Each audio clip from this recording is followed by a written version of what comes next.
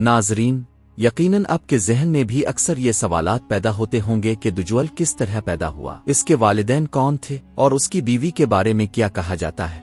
आज की इस वीडियो में हम उन्हीं सवालात के जवाबात तलाश करने की कोशिश करेंगे। दोस्तों, दुज्जल के बारे में मुख्तलिफ अक़वाल और नज़रियात मौजूद हैं। बाज़ मुहक्किकीन का कहना है कि दुज्जल हज़रत इब्राहीम अलैहिस्सलाम के दौर में भी मौजूद था और अल्लाह ताला ने शैतान की तरह इसकी मौत को भी एक मुकर्ररा मुद्दत तक मुअख्खर कर दिया।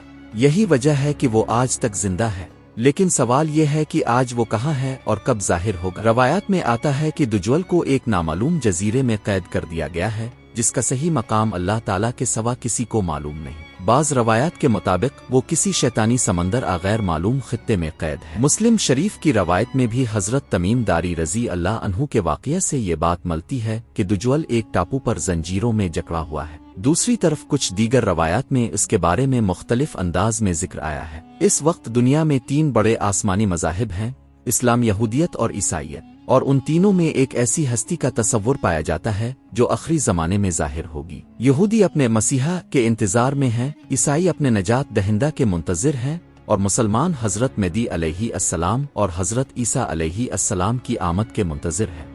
रवायात में ये भी जिक्र मिलता है कि दुज्जल एक ऐसे घराने में पैदा होगा जो बज़ाहिर नेक और इबादत गुजार होगा। इसके वालिदैन बरसों से औलाद के लिए दुआ करते होंगे। फिर उनके यहाँ एक बेटा पैदा होगा, लेकिन वो बच्चा यानी दुज्जल इंतहाई गुस्ताख, बेअदब और सरकश होगा। इसके वालिदैन इसकी पैदाइश पर खुशियां मनाएंगे, लेकिन यह खुशी आगे चलकर पूरी इंसानियत के लिए एक फितना बन जाएगी। यहूदी दुज्जल को अपना नजात दहिंदा और मसीहा करार देते हैं। उनके नज़दीक वो हज़रत दाऊद अलैहिस्सलाम के ख़ानदान से होगा और तख्त सुलेमान पर बैठेगा। उनके अकीदे के मुताबिक वो एक आम इंसान होगा, लेकिन गैर मामूली ताकतों का मालिक होगा। वो दुनिया के मुख्तलिफ हिस्सों में बिखरे यहूदियों को जमा करके इसराइल में बसाने की कोशिश करेगा और फिर पूरी दुनिया पर गलबा पाने का ख्वाब देखेगा। यहूदी रवायात में आता है कि वो दुज्जल को एक अजीम नबी के दर्जे पर फाइज मानेंगे, लेकिन हज़रत मूसा अलैहिस्सलाम के बराबर नहीं समझेंगे, क्योंकि उनके नज़दीक हज़रत मूसा अलैहिस्सलाम जैसा नबी कोई और नहीं हो सकता। दूसरी तरफ मुसलमान रवायात के मुताबिक दुज्जल बदसूरत होगा।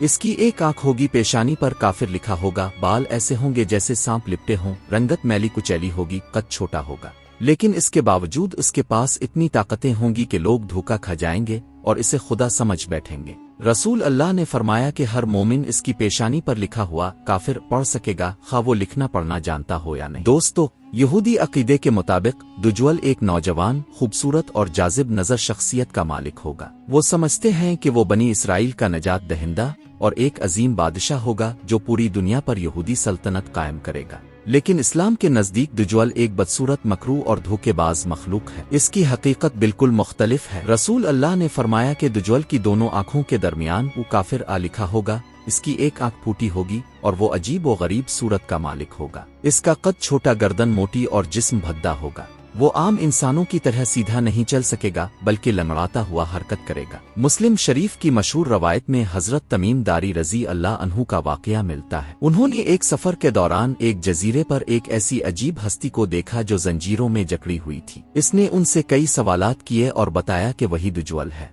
तमीम दारी रज़ी अल्लाह अन्हु ये वाक़या रसूल अल्लाह के पास लेकर आए तो आपने फरमाया कि ये वही दुज्जल है जिसके बारे में मैं तुम्हें अक्सर खबर देता रहा हूँ। दुज्जल के मुतालिक एक रवायत ये भी है कि वो अपनी ताकत के जरिए बारिश बरसा सकता है, जमीन से पैदावार निकलवा सकता है और खजाने इसके सामने जाहिर हो जाएंगे। लोग ये समझेंगे कि ये सब खुदाई ताकत है, हालांकि ये महज एक फितना और आजमाइश। वो एक मकाम पर कहेगा कि आसमान से बारिश बरस जाए और जमीन अनाज उगा दे तो ऐसा ही होगा। लोग हैरान होकर उसके पीछे चल पड़ेंगे। यही वजह है कि नबी अकरम ने फरमाया, दुज्जल की फितना अंगेजी इतनी सख्त होगी कि जिसने भी इसका जमाना पाया इसे चाहिए कि सूरत अल-कहफ की इब्तिदाई आयत पढ़े, ये इसके फितने से हिफाजत करेंगी। दोस्तों, दुनिया में जो यहूदी हैं वो अपने ई मसीहा के इंतजार में हैं। वो समझते हैं कि ये मसीहा उनके लिए इज्जत और ताकत का बाइस होगा, लेकिन हकीकत यह है कि वो दुज्जल को अपना नजात दहिंदा समझ बैठेंगे। इस्लाम के नजदीक ये एक बड़ी गुमराही है। रवायात में आता है कि दुज्जल के मानने वालों में ज्यादातर यहूदी होंगे। इसके अलावा वो ईसाइयों और गुमराह मुसलमानों को भी अपनी तरफ माइल करेगा।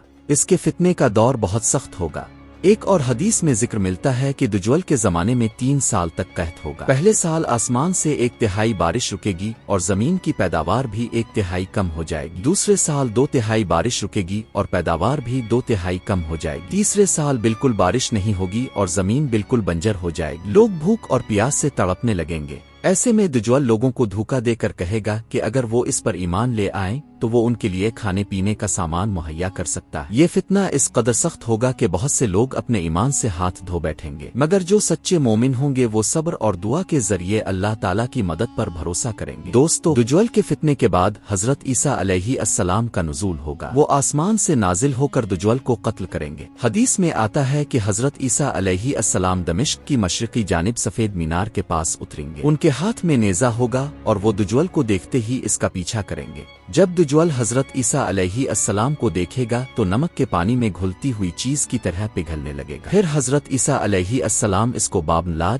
فلسطین کا ایک مقام پر قتل کریں گے۔ دجال کے قتل کے بعد زمین پر امن قائم ہوگا۔